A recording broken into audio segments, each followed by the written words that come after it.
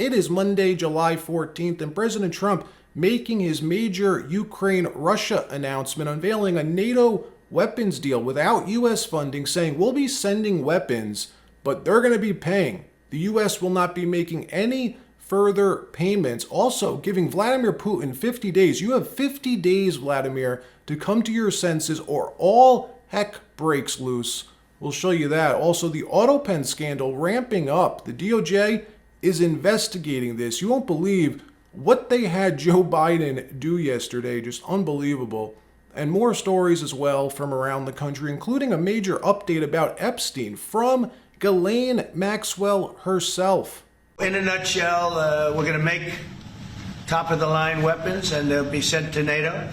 NATO may choose to have certain of them sent to other countries where we can get a little additional speed, where the country will release something and it'll be mostly in the form of a replacement.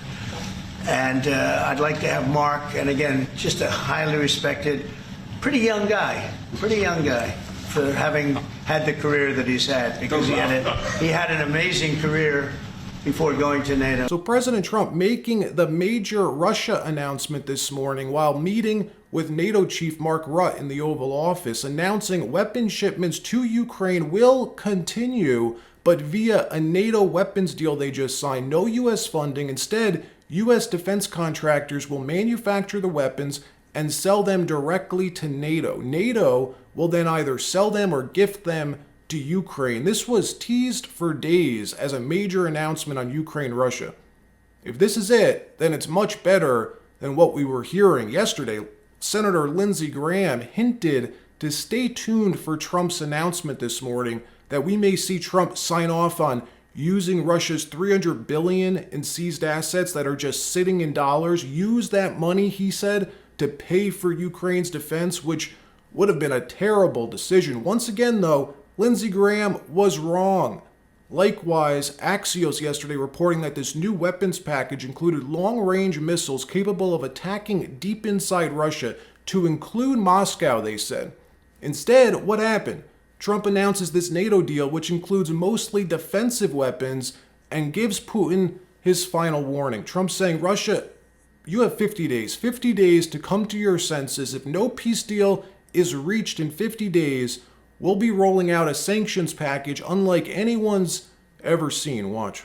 And one of the reasons that you're here today is to hear that we are very unhappy, I am, with Russia. But we'll discuss that maybe a different day. But we're very, very unhappy with them, and we're going to be doing very severe tariffs if we don't have a deal in 50 days. Tariffs at about 100%. You'd call them secondary tariffs. You know what that means.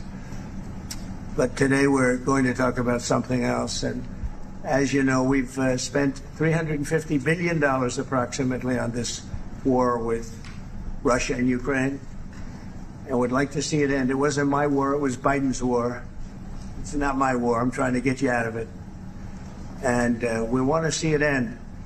And I'm disappointed in President Putin, because I thought we would have had a deal 2 months ago, but it doesn't seem to get there. So based on that, we're going to be doing secondary tariffs if we don't have a deal in 50 days. It's very simple.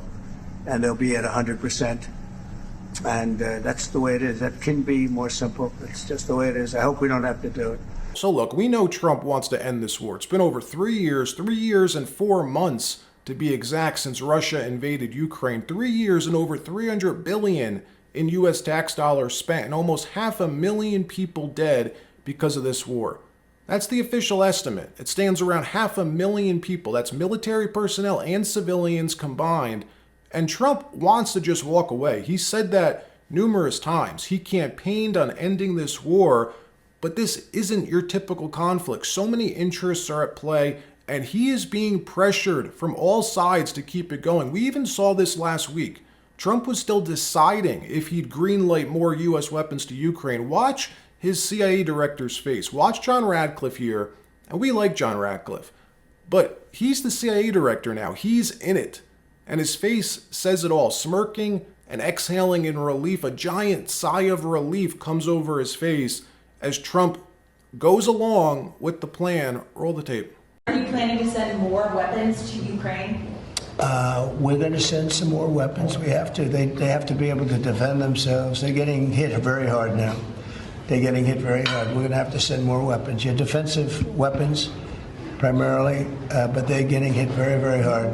Clearly, Trump's of the mindset now that the best way to get Putin back to the table is to follow the Biden administration policy, continue helping Ukraine fight off Russia. The only difference, a big difference, is that NATO will be picking up the tab. Let me know if you think that's good enough, if you think this policy will work, or if you think this will just prolong the war. Will we be here in 4 more years at the end of the Trump administration? Will we still be sending weapons to Ukraine, fighting this war? Let me know your thoughts. In another story, the Trump DOJ is now ramping up their Biden auto pen investigation. This is a real criminal investigation, and we're hearing the FBI has begun conducting interviews with former top Biden officials. They've learned who was controlling the auto pen, how much, if any, knowledge Joe Biden had of the laws and orders, executive orders, pardons that they were signing on his behalf. And this morning, Trump being asked about this and confirming this is, in fact, one of the biggest political scandals that we've had in the last 100 years. Watch. Look, the auto pen, I think, is maybe one of the biggest scandals that we've had in 50 to 100 years. This is a tremendous scandal. And I know the people on the other side of the, see that desk, that Resolute desk? Unfortunately, he used it before me. But, you know, we have our choice of 7 desks. They're all beautiful. But I chose the Resolute, and so did he, unfortunately. But the people on the other side of the Resolute desk, I know them. Lisa, the whole group, and they're no good. They're sick people. And I guarantee you he knew nothing about what he was signing. I guarantee it.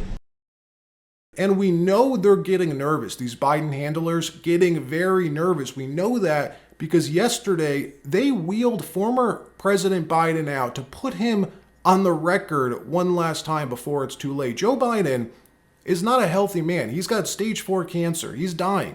He's very, very ill. You don't force an old man who's fighting for his life to do an interview with the New York Times for elucidation purposes. That's the last thing on Biden's mind. It's shameful, but they did. That's how evil these people are. Look at this. The New York Times reporting Biden saying he made the clemency decisions that were recorded with AutoPen. This is according to the New York Times. In this interview, they say Mr. Biden said that he had orally granted all the pardons and commutations issued at the end of his term, calling President Trump and other Republicans liars, they say, for claiming his aides had used an AutoPen to do so without his authorization. I made every decision, Mr. Biden said in a phone interview. The interview was Mr. Biden's first about the parallel investigations that begun by the Trump White House, the Justice Department, and Congress into a series of clemency decisions made by Mr. Biden in his final weeks in office and his mental acuity during his term. This is so shameful, folks. They forced Joe Biden, again, who's on his deathbed, to say this on the record so during a trial they can use this as disculpatory evidence. That's what this is.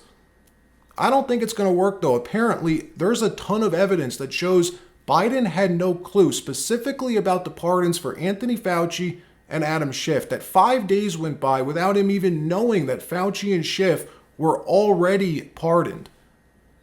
In another story, a bombshell story, Ghislaine Maxwell, the only person ever prosecuted and punished for this Epstein trafficking operation, a woman, mind you, a woman saying she's ready to now tell the American people the truth about Jeffrey Epstein, about the client list and everything else she knows. She's offering to sit before Congress and tell the full, ungarnished story, according to the Daily Mail. A source telling the outlet that Maxwell is happy to sit before Congress and tell her full story, saying at no time has anyone from the government ever asked her to share what she knows. She remains the only person to be jailed in connection to Epstein, and she would welcome the chance to tell the American public the truth.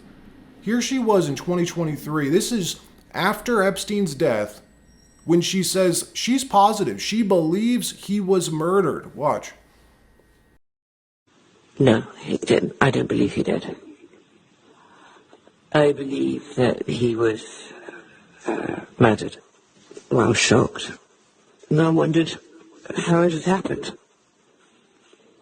Because as far as I was concerned, I was sure he was going to appeal. And I was sure that he was covered under the non-prosecution agreement. Yeah.